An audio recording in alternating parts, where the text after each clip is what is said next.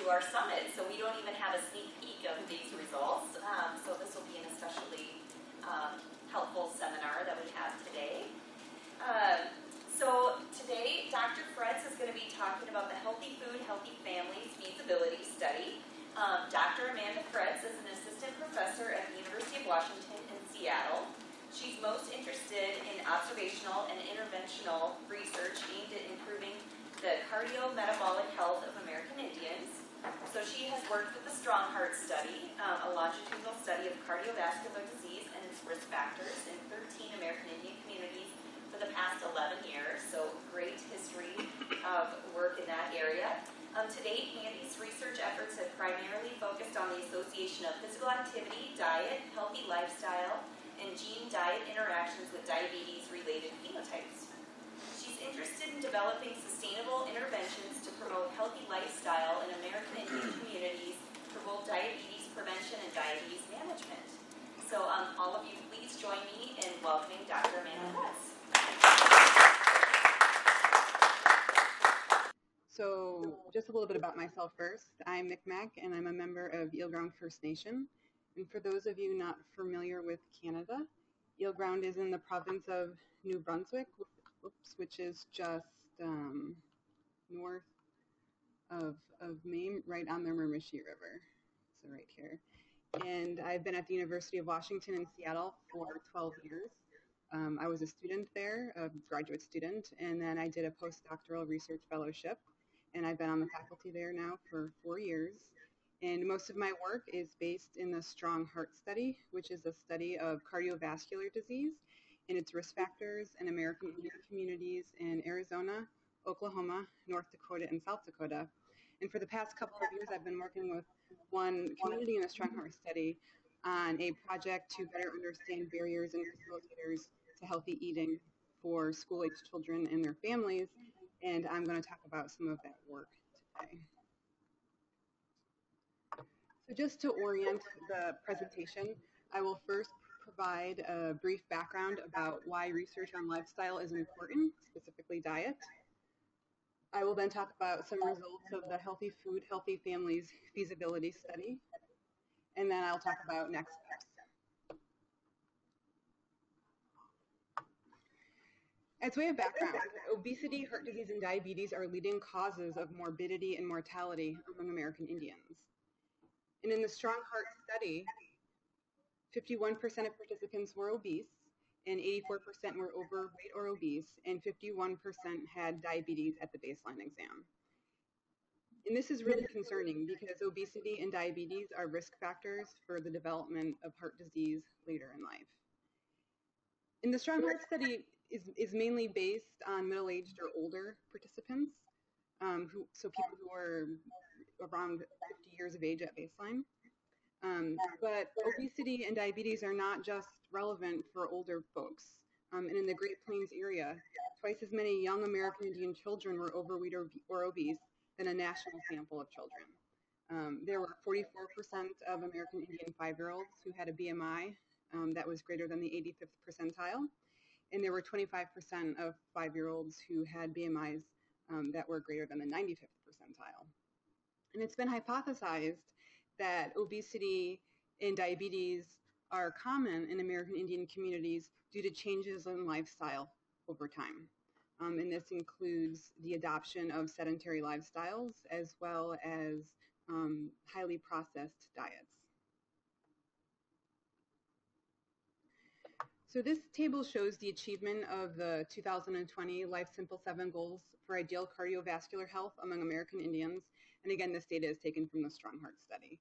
And the Life Simple 7 goals are the American Heart Association goals for healthy living, for the prevention of cardiovascular disease, as well as for the management of cardiovascular disease. And it includes 7 factors: physical activity, diet, which I'll talk about on the next slide, BMI, smoking, cholesterol, blood pressure, and glucose. And as you can see, American Indians who participated in the Strong Heart Study did not achieve many of these goals. So the goal for physical activity is to accumulate at least 10,000 steps per day, and only about 12% of study participants achieve that goal. None of the study participants achieved the dietary goal, which was 4 or more of the sub-goals for the dietary factors, which again I'll talk about on the next slide. 17% of study participants had normal BMI. 56% had never smoked or had quit more than a year ago. 70% had normal cholesterol. 39% had normal blood pressure, and 57% had normal fasting glucose, which means that they didn't have prediabetes or diabetes at the examination. So diet, so this is what I'm specifically interested in. So this figure shows the achievement of the Life Simple 7 dietary guidelines. And the dietary guidelines include 5 main foods, which are shown right here, and then three sub-foods, 3 foods that are secondary foods for the goals.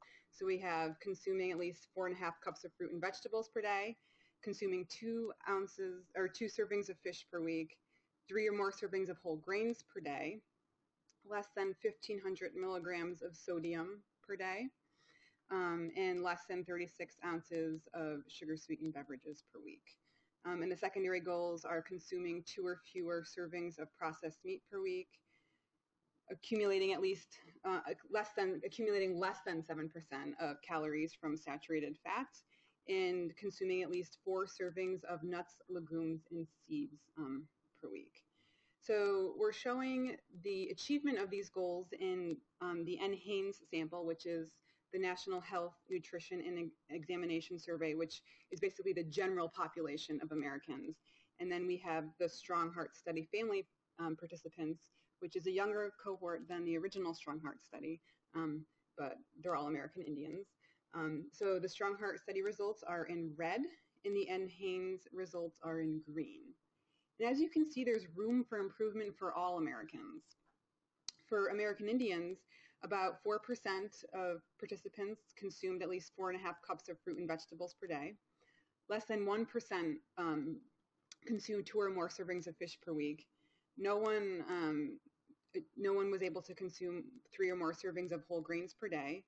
14%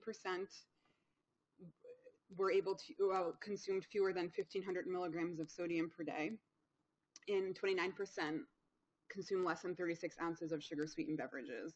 And the sugar-sweetened beverages includes things like pop, as well as fruit drinks like Snapple. For processed meats, about 35% consume 2 or fewer servings per week. Only 2.4% consume fewer than 7% of calories from saturated fat. And about a quarter of people consumed 4 or more servings of nuts, legumes, and seeds per week. And that was primarily due to peanut butter consumption. So take-home message, there's room for improvement for all people, including American Indians. So we have a need for widespread improvements in diet, physical activity, and obesity prevention among American Indians. And there have been some intervention studies in American Indian communities that have shown promising results. People have been able to change their diet and make healthier food choices. People have also been able to increase levels of physical activity. I think the problem arises in the long-term sustainability of these programs. Outside of these structured short-term interventions, it's been exceedingly hard for people to maintain a good diet, high levels of physical activity. And I think we need to figure out why that is. And in order to do that, we need to understand barriers and facilitators to physical activity, diet, and other cardiometabolic factors that influence obesity and health. And there hasn't been a lot of research in this area. And this information is really important to develop community-targeted and culturally appropriate interventions that are sustainable given existing infrastructure in the community. And that's where the pilot grant comes in. So our pilot grant, we had 3 aims, and one was to characterize the local food environment in a large American Indian community in the north central United States. And I'm referring to the community very broadly to protect the community's identity, just so you know for the purposes of the grant. Our second aim was to understand barriers and facilitators to eating healthy, and this was through hosting focus groups with community members, as well as key informant interviews with stakeholders in the community. And our third aim was to use this information to inform the development of a healthy diet intervention and test some of the intervention components for feasibility. And we wanted to use this data as pilot data for a larger grant. So aim one was to characterize the local food environment. So we assessed the availability, price, and variety of foods offered at retail food stores in the community. And we defined the community as a 90-mile radius around the town center. And retail food stores could be any place that sold food, including gas stations, convenience stores, grocery stores, and supermarkets. And to do that, we use the USDA Community Food Store Survey Instrument, which is also called the Market Basket Instrument. And this survey is used to determine the minimum nutrition to feed a family of 4 in the United States. And the family of 4 includes 1 adult male, 1 adult female, and 2 children. And the Market Basket Survey is used to figure out the value of SNAP allocations in the United States. So for those of you not familiar with SNAP, it's a Supplemental Nutrition Assistance Program, also known as the Food Stamps Program. The survey comprises 68 food items, and this is just a snapshot of what the survey looks like. The food groups include fresh fruits and vegetables, canned and frozen fruits and vegetables, fresh meats, canned meats, dried grains, fresh grains, dairy, fats, oils, sweets, and spices and condiments. So this just gives you an idea of what the survey looks like. So surveyors would go into the field and document the brand or variety available at the food stores, the weight of the food items, as well as the price. So for instance, if, and you always choose the lowest price. So if there were 2 types of apples available and one was cheaper, you would select the cheaper item and document the variety, how much the item was, so you would actually weigh it, and then what the price was. And this is the same for canned foods. So sometimes store brands are cheaper than name brands. So for instance, canned peaches, you would select the store brand if it was indeed cheaper. If something was on sale, you would select the sale item. So that's basically how the survey worked. So we identified 30 stores that sell food within 90 miles of the town center of the community. We identified 15 convenience stores or gas stations, 3 discount or dollar stores, 1 large discount supermarket, and that was 89 miles away, so it was right at the periphery of the town center, and then 11 grocery stores. And the surveyor was able to go into the community and ask the manager if it was okay if we performed the market basket assessment. And everyone was fairly receptive to it. We were able to survey all of the stores except for 2 convenience stores and 1 grocery store. So this table shows the availability and cost of the Thrifty Food Plan market basket at the grocery stores and the 1 supermarket. So we have the grocery stores, there were 10 of them, and then the 1 supermarket. We also show the food groups and the number of food items available in each of the food groups. So there were 12 fresh fruits and vegetables on the questionnaire. There were 10 canned or frozen fruits and vegetables, 15 bread, grains, and cereals, and that includes both dried and fresh, 6 dairy products, 7 fresh meats, 5 types of frozen or canned meat, and 13 fats, oils, sugars, and sweets. And as you can see, most of the food items were available. They were all available at the supermarkets. And there was only 1 supermarket, so there's no range. This was just the mean price of the food items at the supermarket. And most of the grocery stores had the food items available. Most had more than 90%. And there was the only exception to this was fresh meats, which the median available across the 10 stores was 86% of foods. But for the most part, a lot of the food items were available. And in general, the foods were cheaper at the supermarket, that was 89 miles away, than the grocery stores, with the exception of fresh fruits and vegetables, where you can see the mean price was about $44.26 at the grocery stores, where it was slightly higher at $46.95 at the supermarket. But again, there was a wide range of prices across the different supermarkets. So you can sum all of the food items to determine the total cost of this market basket, and that is how much it should cost to feed a family of 4 for minimal healthy nutrition for 1 week. And at the grocery store, a price of the market basket was about $153, and at the grocery stores, it was $180. But again, there was quite a range. Nationally, the average is $152. And that these averages were taken during the same time that the survey was done so that we can compare. So there wasn't much of a difference. $152 was at the supermarket. In the grocery stores, there was a much wider range. Some grocery stores were obviously cheaper than the national average, and some were more expensive than the national average. But this is how SNAP allocation is determined in the United States. So it just gives us a gauge if people are able to buy the foods that they need if they are using SNAP, given what foods cost in the community. So not surprisingly, convenience stores and dollar stores didn't have a lot of the food items available. 6% of the foods were available at convenience stores, and that was mainly milk and some of the condiments. In the discount dollar stores, there were 38 food items available, and that was mainly canned foods and condiments, and there weren't a lot of fresh fruits or vegetables or meats at the convenience stores or dollar stores. Again, this was not surprising, but it's important nonetheless. So our second aim was to identify barriers and facilitators of healthy diet in the community, and we did this through focus groups and key informant interviews. And we held all of these sessions. Everything was audio recorded, transcribed, and we uploaded them into a software called Atlas, which is used for qualitative analyses. And the analyses are still underway right now, so I'll just describe some of the preliminary results.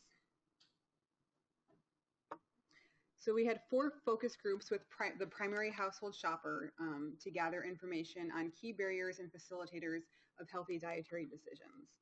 So the inclusion criteria to be able to participate in the focus groups included being American Indian, living in the community, and living in a household with at least 1 school-aged child, and being the primary person who does the shopping. And the reason that we had the criteria of living in a household with one primary at least one child is because, as you can see from the background, the trajectory of obesity happens pretty early in life. There are 5-year-olds in the community who are already, at risk of obesity. So we wanted to identify barriers and facilitators of eating for families that have children of these age who may be at risk for obesity or development of other cardiovascular risk factors. So across the 4 focus groups, 31 participants completed the focus groups, and about 87% were female. And most of the participants were 30 years of age or older, which is not surprising because they had school-aged children in their households. On average, there were 2.2 adults in the household with a range of 1 to 5. And on average, there were about 3 children in the household with a range of 1 to 6. And most of the people in our focus groups were educated, having completed high school, some college, or having a college degree. We asked them some questions just about their demographics, just to get a sense of who was involved in the focus groups, since people who participate in focus groups in general might be different than the underlying population. So most of the focus group participants lived close to a grocery store. 77% lived less than 5 miles away. And most people went to the grocery store a few times a week. So it wasn't a situation where people were only going once a month, or they lived so far away that they were only able to go, very rarely. It seemed like people were going fairly often. Most people owned a car or a bicycle to get to the store, 64.5%. And about 87% of people shop with a list, which is a really important question in developing interventions related to diet, because a lot of interventions focus on shopping with a list and only buying what is on your list. So it seems like many folks are shopping with lists. We also asked people about their knowledge of healthy foods, because in some communities, people might not necessarily know what's healthy and what's not healthy, and that might be affecting, what types of food choices that they're making.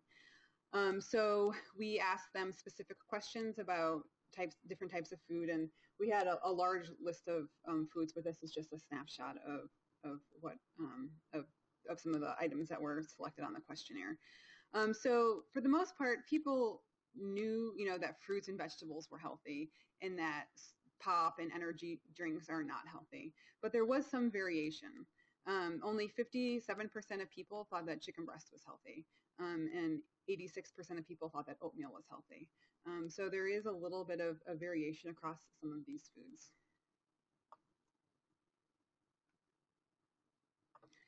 All the focus group participants primarily shopped at the large tribally run grocery store in the community.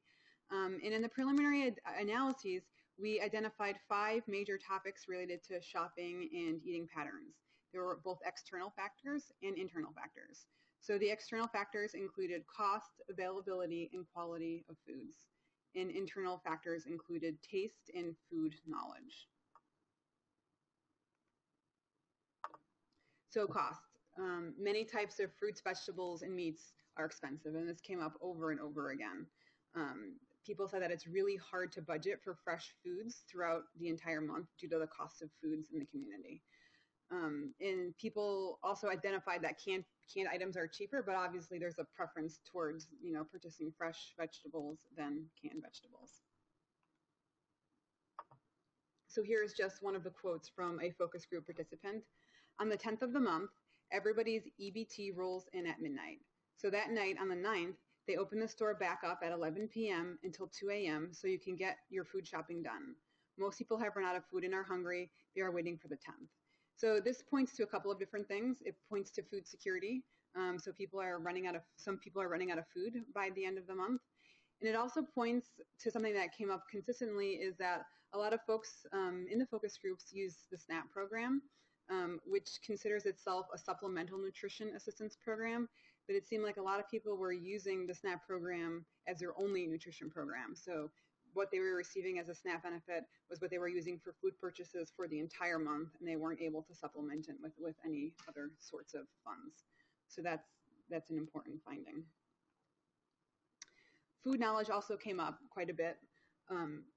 Here's a quote, a lot of young single moms, they were never taught by their moms. It's not being passed down like how it used to be. So just having somebody do cooking classes where you can bring your kids and stuff and learn new recipes and stuff. So that came up a lot, is that people were interested in cooking but didn't necessarily know how to cook.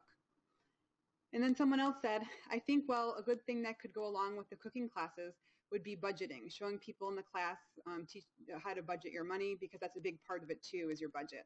What can I afford this week? Just try to make it as healthy as possible for your kids. And this is particularly important because people are on limited incomes and don't have excessive amounts of money to spend on food. So focusing on foods that are affordable is really important.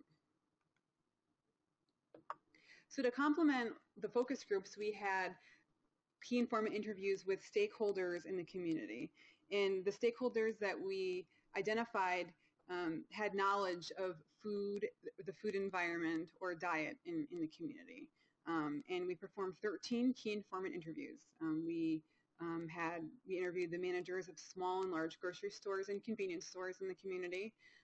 We interviewed the head of the USDA Commodity Foods Program, the head of WIC, which is the Women and Infant and Children Supplemental Nutrition Program, the head of the food bank in the community, as well as dietitians. So this is a lot of different people, and we just wanted to see if they thought the barriers and facilitators were similar to what community members think. They might have been able to provide additional insights as to barriers and facilitators to healthy eating. And some of these people are invested in nutrition in the community. Obviously, dietitians, their job is to help people, eat healthy. There was a manager at one of the grocery stores who was heavily involved in the backpack program, which is a program that provides food for children to eat over the weekends through the school system. So on Fridays, they'll receive a backpack with food in it so they can have good nutrition over the weekend. other people were not necessarily involved in nutrition. The manager of the convenience store was not necessarily invested in promoting nutrition in the community. So this was just a wide range of people who would be able to provide insights about the food environment. So a lot of what came up was similar to, it echoed what we found in the focus groups. So many people buy prepackaged food that they can heat up in the microwave. And this is not just microwaves at home. A lot of the stores, the convenience stores and grocery stores have microwaves in them. So families might come in, run in the evening and buy Hot Pockets, for instance, and then heat them in the microwave at the store and be on their way. So there's many reasons that can be. It could be because the convenience factor. A lot of people are busy. We all have really busy lives. It could be, that this is the types of, they don't know how to cook, and this is the types of food that they're eating. The best sellers at the grocery stores and convenience stores came up to be pop and chips. And it also came up from a couple of the store owners is that people are more likely to gravitate towards the sales on packaged food than fresh food. So when we were initially thinking about interventions, one of the things that we thought might work is, promoting sales on healthy food items. But what the managers seem to say is that, you can have 2 items on sale. You can have tomatoes on sale and you could have Hot Pockets on sale. And people just gravitate towards that, the processed food, the frozen food, the convenience food, as opposed to the fresh fruits and vegetables. And again, there might be many reasons for that. It could be just cost, the perceived cost per calorie. So a lot of people think that processed food is cheaper than healthy foods. It can be that people don't know what to do with a tomato. If you buy tomatoes, you have to do something with them. You have to make some food from scratch, and people might not have the time or knowledge to be able to do that. So there's a lot of reasons that this could be.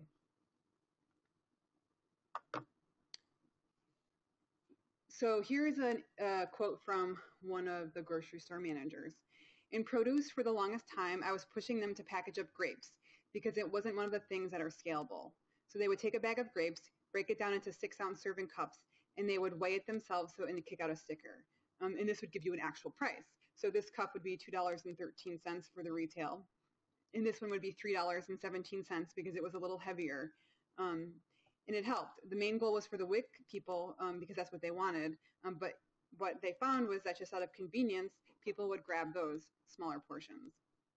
So I don't know if a lot of you are familiar with the WIC program, but they give vouchers for fruits and vegetables so that families could buy fruits and vegetables once per month. I think it's $8 per month that they receive. But a lot of people weren't using those vouchers, and it was unclear why that was. And it helped to actually just label food with specific prices so that it takes out the factor of people having to go and weigh the fresh fruits and vegetables. And it seemed to work. And I was very enthusiastic about this with the grocery store manager, but he just said it's really difficult to maintain this. It's a lot of manpower to have an employee whose basic job is to just keep weighing fruits and vegetables and sticking price tags on it. And then it sells out quickly, and then they would have to redo it every day. So they just didn't have the manpower in order to do something like this on a regular basis. So our third aim was to look at some feasibility activities that we can use for an intervention. And the main idea was not to necessarily see changes in diet and nutrition because this is a pilot program and it's a small grant and we don't have a long-term follow-up. But the main point was to see, can we work with the grocery stores? What are the pitfalls or things that work really well with the grocery stores? And just to get a sense to demonstrate for a larger grant, a demonstration project essentially. So we had 2 things that we tested at the large tribally run grocery store in the community. We had taste testing, and then we had recipe cards placed near key foods in the store. So for taste testing, it was, I don't know if you have Costco here, but it was basically a Costco style model where there was a table in the grocery store. There were samples of recipes for participants to try, and we had recipe cards available for them to take as well. And we had 3 different recipes on 3 different days. We tried chicken noodle soup, beef stir fry, and granola. And then in addition to that, because that's a lot of manpower, because someone has to prepare the food, be there, answer questions, talk to the patrons, and to gauge, feedback on the recipes. It's a lot of work. We also try just putting recipe cards near key food items in the store, because what came up in the focus groups is that a lot of people go into the store and they're like, okay, well, what am I going to make? They just go in kind of blind, and this would give maybe some ideas of things that they can make. So we tried that with 2 different recipes. We tried that with granola as well as burgers and oven roasted potatoes. So this is just an example of what a recipe card looks like. Pretty standard. We have the ingredients as well as instructions on how to make the food. On the back side, however, we had a compare the difference chart.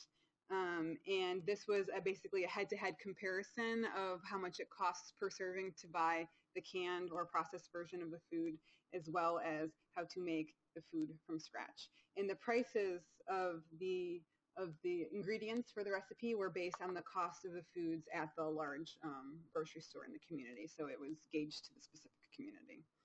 And we did this because, there's a perception nationally that eating healthy is expensive, but it doesn't necessarily have to be expensive. And this was just kind of to demonstrate that. So, for instance, you can buy a can of chicken noodle soup for $1.49, and that comes out to be 60 cents for a serving. But you can make a fresh soup with all of these ingredients, and the cost per serving is only 32 cents. So it's significantly cheaper to make soup from scratch than it is to buy soup in the store. Of course, this is assuming that people have time to do that and they have all of the supplies that they need in order to make a soup. So we also put a little information about health on the back of this recipe card. And a lot of the messages focused on sodium, just because when you're comparing the processed version to the unprocessed version, sodium is there's a huge difference in sodium. And sodium is a risk factor for cardiovascular disease. So that seemed to be a very popular background for some of these cards that we did. So here are the results. For the chicken noodle soup, there were 53 food samples taken, and only 16 recipes were taken. And 53 patrons said that they would make the soup at home. And the reason that only 16 recipe cards were taken was because people said that they already know how to make chicken noodle soup, or that they are making chicken noodle soup, so they didn't need to take a recipe card. But 53, everyone 100% said that they would make the recipe at home. For the beef stir fry, we had 85 food samples taken, and 46 recipes were taken, and 72 of the 85 would make the beef stir fry at home. And of the people who said they would not make the stir fry at home, this was because of the smell. They didn't like the smell of the stir fry. So again, this is all very preliminary. This was done just in March, so we're still working through the analyses of this data and writing it up. For the cinnamon raisin granola, 121 food samples were taken, and 30 recipes were taken. 114 people liked the recipe, but only 41 would make the recipe at home. And this seemed to be because people said that they don't know how to make it. So even with the recipe, they wanted to be, shown. They wanted a demonstration on how to actually make the granola. So just having recipe cards out without the taste testing was not particularly successful, and will probably not be something that we will try to do in the future. So for the cinnamon raisin granola, we display the recipe near the oat section in the grocery store. So we put the recipes on these cards that you could just rip one off. There was a glue back on it so that it would just stay there on the shelf, and people could just take them if they wanted them. So we had the recipe card out for 29 days. And during that time, only 18 recipes were taken. There were 10 recipes taken on day 22, which was EBT day. So that's when the SNAP cards are reactivated. And then 8 recipes were taken on day 24. So the recipe cards were there for 22 days without anyone taking one. And then the burger and roasted potatoes recipe were displayed on front of the potato rack. And the recipe cards were available for 29 days as well. And during that time, there were only 6 recipes taken, none which were taken when the store is really busy on EBT day. So this was not super successful. People did not seem to be interested in recipe cards, which is really important information because this has worked in other communities where people will just highlight a recipe or have a traffic light system where, just shelving where, something is marked as healthy or unhealthy. Green would be healthy, yellow is unhealthy, and in red, yellow is borderline and red is unhealthy. But it seems like, at least in this community, unless I just didn't like the recipes, it's possible too, but people are not interested in taking the recipe cards, which might point to something that people want to be shown. They want something more interactive and hands-on as part of an intervention. So our conclusions are that healthy foods are available in the community. The caveat is that you have to be able to get to a grocery store. And for our pilot work, a lot of the people who participated in the focus groups live pretty close to the town center of the community. So we weren't necessarily reaching people who live on the outskirts. There was a wide range of prices in food. Some of the stores were actually cheaper than national averages, and some were more expensive. The recipe cards alone were not successful. The taste testing was well received by the community, and people really liked the taste testing. The store manager was very accommodating to this work, and that was a major focus, was just to understand the feasibility of working with grocery stores on projects like this. Although they were very accommodating, they're also very busy, and I think we have to realize that when we're planning interventions is that their job is to run a store, and they don't have a lot of time necessarily to help us try to promote this intervention. So in the future, we need to come up with a structure that is mutually beneficial for them and for us. And then we're currently working on obtaining store sales data. And our goal is to link the food items that we featured, so for the taste testing and for the recipe cards, to the actual objective measures of sales data. So at this grocery store, there's a computer that keeps tracks of the sale of all of the items. So what we're just going to do some pre and post testing, whereas before we had the, a week before we had the recipe cards and taste testing, how many of these items were sold, and then we're going to go up to 2 weeks after to see if there was a change. And again, this is feasibility, so we're not necessarily expecting to see a change, but we just want to demonstrate the ability to work with the grocery store to achieve this data. And that's important because a lot of the interventions that exist currently with grocery stores, it's all self-reported data. So, you'll have recipe cards and you'll have taste testing events, and then you basically just ask people, did you like this recipe? Would you make it at home? And, people may respond yes or no, but we don't really know if they are actually using the materials that are given. And somewhat not available in the literature right now is objective measures of these types of endpoints. So that's where we're headed with this data. So for next steps, we applied for an R01 grant, which is an intervention to promote healthy diet. And we submitted that in October of 2017, and it's currently under review. So we're keeping our fingers crossed that it's favorable so that we can continue this important work. And this is just the acknowledgements of the collaborators on this project. So we have the Strong Heart Study, the University of Washington, Missouri Breaks, and then of course the funders, including the Collaborative Research Center for American Indian Health. And I'd be happy to answer any questions.